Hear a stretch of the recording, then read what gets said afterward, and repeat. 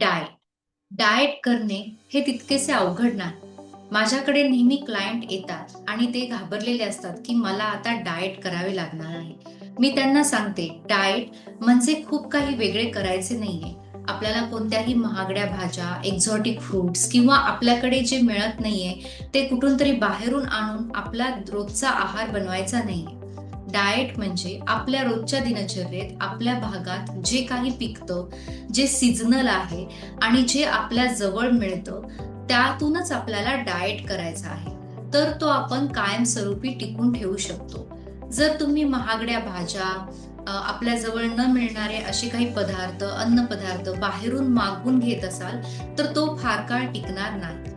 त्यामुळे आपल्याकडे जे अवेलेबल आहे, आपल्या आजूबाजूच्या परिसरात जे उगवत आहे, जे सीझनल फ्रुट्स आहे, असा आहार आपल्या दररोजच्या आहारात समावेश करा आणि तुमच्या निरोगी आहाराला सुरुवात करा.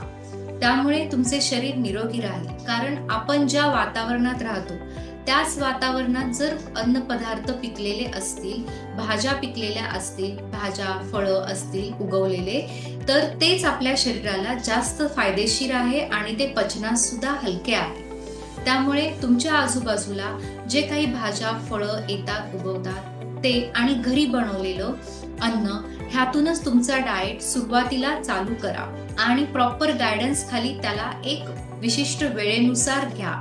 त्यामुळे तुमचे शरीर निरोगी राहील. तुमच्या आजूबाजूला कोणत्या भाज्या जास्त पिकतात मला कमेंटमध्ये नक्की कळवा आणि हा व्हिडिओ जास्तीत जास्त लोकांना शेअर करा.